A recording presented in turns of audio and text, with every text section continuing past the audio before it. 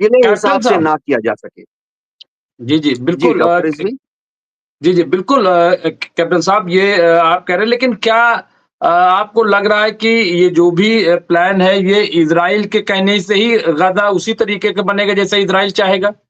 क्या यूरोपीय यूनियन जो है वो इज़राइल के ही बताए हुए या उनके प्लान पर अमल करेंगी?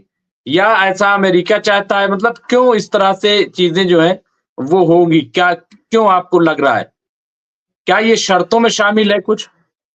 देखिए ऐसा है कि गज़ा इस तरह से बनाने का प्लान है जिसमें कि फिर से हमास या हमास के जैसा कोई दूसरा ऑर्गेनाइज़ेशन किसी दूसरे नाम से हथियार लेकर ना खड़ा हो सके। अब जो गज़ा बनेगी, वो शानदार गज़ा बनेगी। उसमें रहने का बंदोबस्त होगा, स्कूल होंगे, बिल्डिंग होंगे। डोनाल्ड साहब तो बोल रहे हैं कि वहाँ रिवेरिया बन जाएगा, यानी वो पिकनिक स्पॉट बन जाएगा। तो थीम पार्क्स होंगे, चिल्ड्रन प्लेइंग ग्राउंड होंगे, लॉन्स होंगे, म्यूजियम्स होंगे, सिनेमा हॉल होंगे, गोल्फ कोर्स होंगे, सब कुछ होगा। सिर्फ एक चीज नहीं होगी कि ऐसा शहर जिसके अंदर दोबारा से कोई हाथ में AK-47 लेकर या रॉकेट प्रोपेल्ड ग्रेनेड लेकर लड़ सके। अब जो गजा बनेगा वो इतना खुला खुला होगा, जैसे आप देख चुके हैं कि नोएडा खुला खुला है, गुड़गांव खुला खुला है, सड़कें चौड़ी चौड़ी होंगी।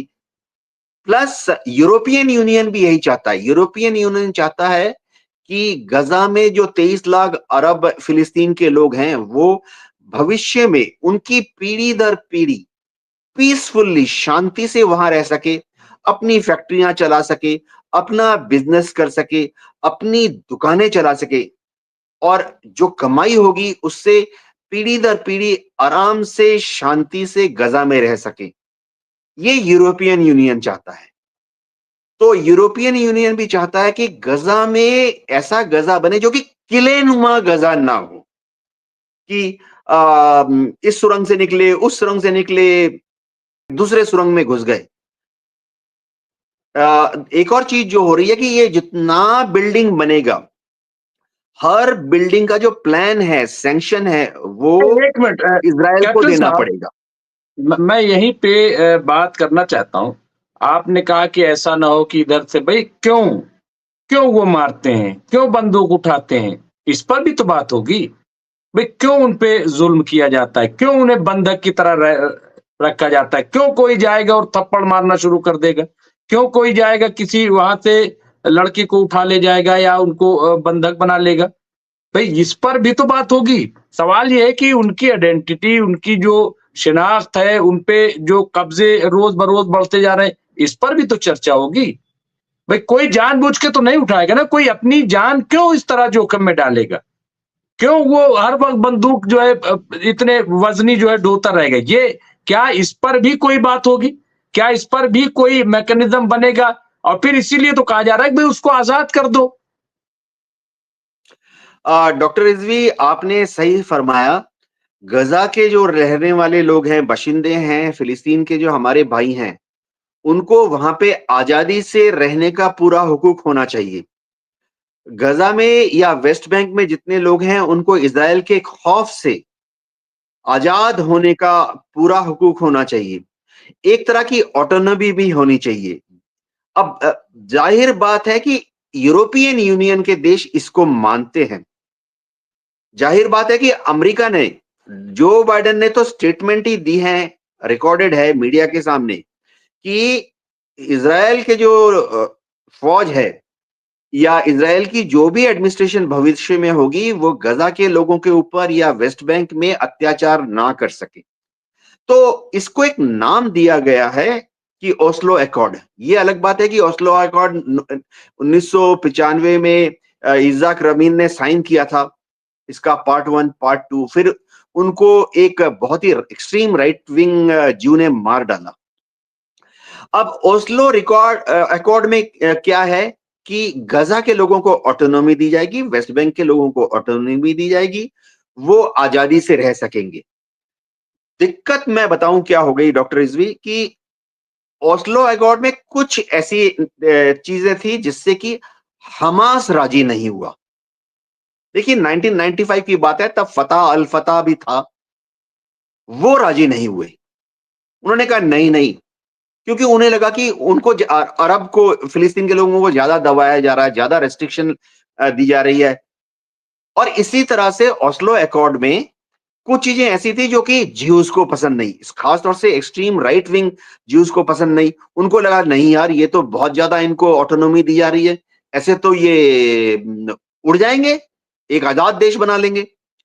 तो ओस्लो अकॉर्ड का, देखिए गजा का रीबिल्डिंग जो कि फेज 3 के बाद चालू होगा अभी सीज फायर के, वो अलग चीज है, बहुत ही महत्वपूर्ण चीज है। और ओस्लो अकॉर्ड जैसा, अब मैं क्यों बोल रहा हूं, ओस्लो अकॉर्ड जैसा एक लागू करने के लिए यूरोपियन यूनियन चाहता है, अरब मुल्क भी, सऊदी भी चाहते हैं, तुर्की भी चाहता है, मिस्र भी चाहता है। अब इसमें मैं 1 मिनट और लूंगा, इसके बाद अब्दुल बारी महसूद साहब को मौका मिलना चाहिए। देखिए जो ओस्लो अकॉर्ड है ना, कुछ लोग तो उसको टू नेशन थ्योरी बता देते हैं कि भाई दोनों आजाद मुल्क होंगे।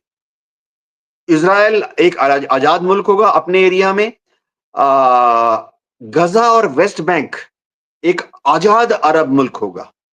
अब इस डेफिनेशन के को अल फतह कहती थी, फतह कहती थी ठीक है मान लेते हैं, हमास भी कहती है ठीक है मान लेते हैं। लेकिन इस डेफिनेशन को कि दोनों आजाद, टू नेशन जैसे, एक देश दूसरा देश, इसको ज्यूज नहीं मान रहे, एक्सट्रीम ज्यूज तो मान ही नहीं रहे, नेतन्याहू तो सवाल ही नहीं है मानने का। तो एक सॉफ्ट वर्जन है जिसे हम टू स्टेट कह सकते हैं कि देश एक होगा। लेकिन जैसे एक देश के अंदर ही समझिए दो स्टेट हैं, समझिए उत्तर प्रदेश और बिहार, या एक ही देश के अंदर दो स्टेट हैं, समझिए कर्नाटका और महाराष्ट्र। तो एक देश होगा लेकिन स्टेट अलग अलग होगा। गजा के लोगों को पूरी ऑटोनॉमी होगी कि वो अपने नियमों के अनुसार, अपने कायदे के हिसाब से गजा को चलाएं, वेस्ट बैंक को चलाएं। अब बार बार जिक्र होता है जेरूसलम का क्या होगा, अलक्स का, मॉक्स का क्या होगा। तो टू स्टेट में क्या होगा कि दोनों को ही अधिकार मिलेंगे कि वो अपने नियमों के अनुसार चलाएं। लेकिन इसमें एक चीज नहीं, उसका हिस्सा है कि जो अरब स्टेट होगा उसकी दो चीजें अपनी नहीं होंगी। एक तो फॉरेन पॉलिसी के लिए वो अपना अलग से विदेश मंत्रालय नहीं खोल सकता। दूसरा ये कि जो गजा के लोग होंगे, जो अरब ऑटोनॉमी वाला पार्ट होगा, उसकी अपनी फौज नहीं होगी, यानी उनकी आर्मी नेवी एयरफोर्स नहीं होगी। हाँ, पुलिस होगी उनकी। इस चीज को फिलिस्तीन के लोग, हमास के लोग मान के राजी नहीं है। तो ये जो है रीबिल्डिंग ऑफ गजा एक तरफ, और ओस्लो अकॉर्ड का या तो ज्यूज वाला वर्जन या हमास वाला वर्जन, ये एक तरफ, दोनों की बातें एक साथ चलेंगी। अभी यूरोपियन यूनियन चाहता है कि पहले रिकंस्ट्रक्शन हो जाए, बाद में ओस्लो अकॉर्ड को आस्ते आस्ते इंप्लीमेंट किया जाएगा। जी,